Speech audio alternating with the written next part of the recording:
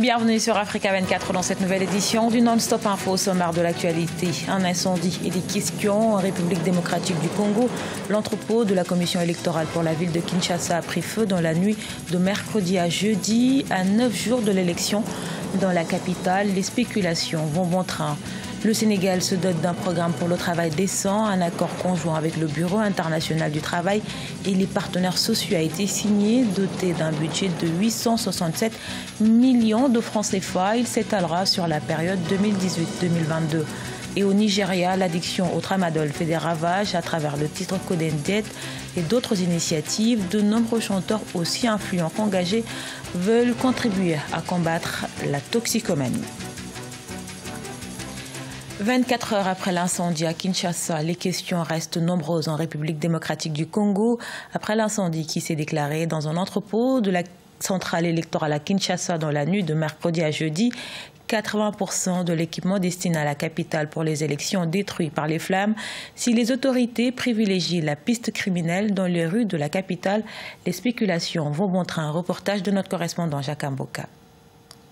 Environ 8000 machines à voter et plusieurs matériaux électoraux ont été incendiés dans la nuit de mercredi à jeudi 13 décembre à Kinshasa. L'incendie s'est déclaré aux environs de 2h30 du matin dans un entrepôt de la Commission électorale nationale indépendante, affectant ainsi 80 à 90% du matériel destiné à la ville de Kinshasa. En attendant les estimations définitives des dégâts causés par cet ignoble événement, la CENI constate que le feu a consumé les matériels de 19 sur 24 communes de Kinshasa. Ce qu'il faut néanmoins dire, il n'y a pas eu perte en vies humaines. Dans un communiqué signé par le coordonnateur du comité stratégique du Front commun pour le Congo, la famille politique du chef de l'État condamne cet acte. Du côté de l'opposition, on exige une enquête indépendante dans les rues de la capitale. L'incendie de cet entrepôt suscite questionnements et suspicions. Ça sont des mascarades. Il n'y a jamais eu de machine à voter. Ce sont des mascarades, c'est une histoire montée de toutes pièces. Ils n'ont jamais voulu quitter le pouvoir. Ils ont fait ces mascarades-là pour nous faire quoi qu'il y avait la machine. Il n'y a jamais eu la machine. Ils veulent rester au pouvoir. Nous attendons le jour fatidique, c'est le 23 décembre. D'aucuns doutent de la tenue des scrutins dans la capitale quand on considère le dégât rapporté par la CENI. Cependant, le président de la centrale électorale a souligné que ce sont 106 000 machines qui ont été commandées sur 75 000 bureaux de vote à travers le pays. Le surplus sera ainsi utilisé pour combler les déficits causés. Le Sénégal n'entend pas lâcher du lest dans sa lutte contre le sous-emploi et le travail indécent. Un accord conjoint a été signé entre le gouvernement, le Bureau international du travail et des partenaires sociaux. Doté d'un budget de 867 millions de francs CFA, il servira à renforcer et étendre la protection sociale pour les travailleurs, entre autres. Les précisions de Marcel Farba-Maroun. Le gouvernement sénégalais a signé conjointement avec le Bureau international du travail et d'autres partenaires sociaux un nouveau programme pays de promotion du travail décent PPTD mardi 11 décembre 2018. Avec un budget prévisionnel de 867,267 millions de francs CFA, l'accord qui s'étale sur la période 2018-2022 a pour objectif de promouvoir la création d'emplois décents, mais aussi de renforcer et étendre la protection sociale pour les travailleurs.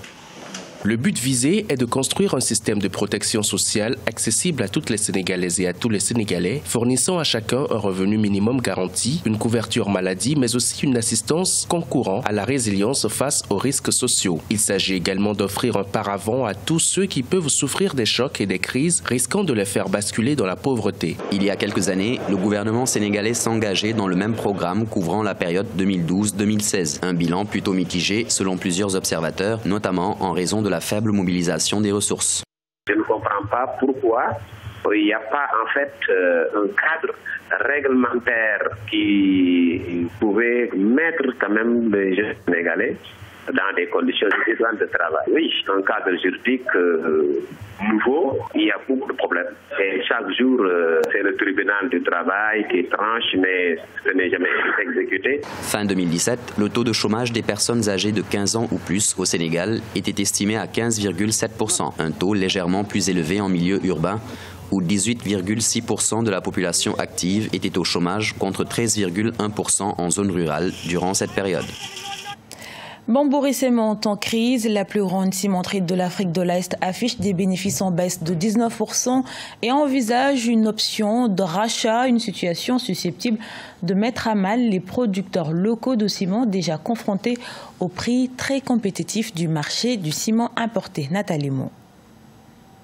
Les fabricants de ciment de l'Afrique de l'Est terminent l'année 2018 sur une courbe de bénéfices descendante. La plus grande entreprise de la région, Bambouri Cement, annonce une baisse de 19%, passant de 19,6 millions de dollars en 2017 à moins de 14,22 millions de dollars en 2018. Une contre-performance attribuée à la hausse du prix de l'électricité et au faible prix pratiqué sur le ciment importé. Peut-être que les pays produisent de l'électricité à coût élevé, renchérissent automatiquement la compétitivité des produits finis qui est le ciment. Les nouveaux barrages qui vont se mettre en place en Afrique devraient contribuer à réduire systématiquement avec le temps les coûts de ciment.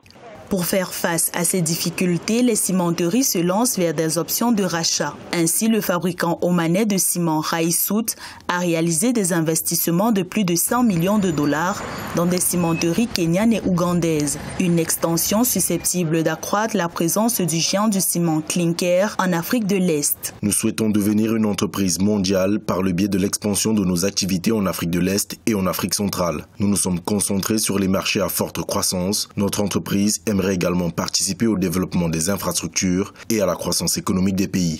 Les différents investissements en cours en Afrique de l'Est présagent une augmentation de la production de ciment selon des experts. Pour rappel, le Conseil des ministres de l'Afrique de l'Est a réduit le tarif extérieur commun sur le ciment en 2015 de 35 à 25% en prévision du ralentissement de la croissance des pays de la sous-région. C'est un phénomène qui prend de plus en plus d'ampleur sur le continent. Le détournement de sirop à la codéine, initialement utilisé contre la toux, il est devenu l'une des nouvelles drogues du moment. Au Nigeria, par exemple, des milliers de jeunes en sont totalement dépendants. Face à l'ampleur du phénomène, associations et artistes tirent la sonnette d'alarme. Siamlo Victoria Sedji. Au Nigeria, des artistes continuent de dire non à la vente illicite et l'abus de codéine, prenant part à une campagne de sensibilisation initiée par le gouvernement depuis plusieurs mois. Des artistes de renom tels Tiwa Savage, David Jones ou encore Slim Case ont sorti le titre Codeine Diet. La codéine est une substance dérivée de l'opium et contenue dans des antalgiques ou médicaments contre la toux dont l'usage détourné fait ravage dans le pays. Tout ce dont vous avez besoin pour exceller dans la vie est déjà en vous. Certes, la codéine peut améliorer vos performances pendant un temps, mais elle finit très vite par vous détruire. Elle fragilise votre santé et vous affaiblit. À cause d'elle, vous n'accomplirez plus rien. En novembre 2018, un conteneur de 40 pieds de tramadol dissimulé a été arrêté. En outre, plus de 2,5 millions de bouteilles avaient déjà été saisies. Le ministère de la Santé a alors interdit l'importation et la production de sirop contre la toux à la codéine dans l'optique de mettre fin aux pratiques addictives et potentiellement mortelles. Nos renseignements nous ont indiqué ce conteneur. Comme vous pouvez le voir, il s'agit de tramadol et il n'y a aucun doute là-dessus. Les étiquettes sont là. Nous avons compris leur méthode systémique d'emballage. Cache les vrais médicaments incriminés tout au fond du conteneur par d'autres produits qu'ils disposent par-dessus. Face à l'ampleur du phénomène, d'autres artistes continuent de se mobiliser et de s'engager. Nombreux sont ceux qui se servent des réseaux sociaux comme moyen d'expression. À la page sport, on connaît désormais le nouveau patron de la Fédération camerounaise de football. Seydou Mbonjoya a été élu ce mercredi à l'issue de l'Assemblée générale de l'instance. Élu avec 46 voix, il se donne pour mission de réformer la FECAFOOT, secouée par plusieurs années de crise. Viviane Baoken et Corinne Kamsefem. C'est avec 46 voix sur les 66 votants que Seydou Mbonjoya a été élu président de la Fédération camerounaise de football ce 12 décembre 2018 à Mbankomo, localité située non loin de Yaoundé. Ces élections pour le renouvellement du bureau exécutif de cette fédération viennent mettre un terme à 5 années d'instabilité dans le football camerounais.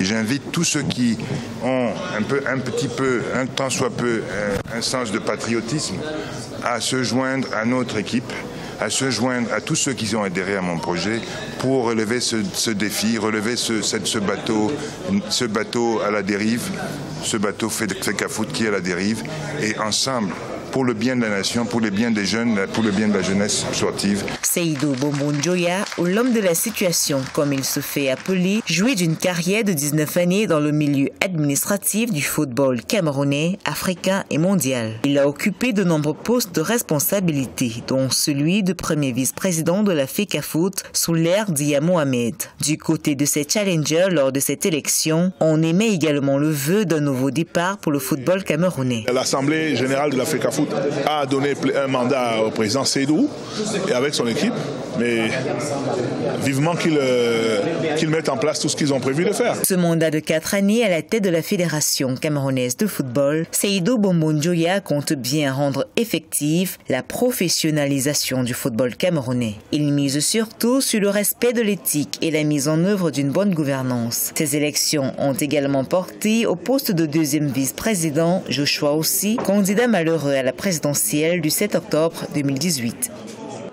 Ce journal a été réalisé par l'ensemble de la rédaction. Merci pour votre fidélité. Retrouvez dans un instant une nouvelle édition de l'actualité sur Africa 24.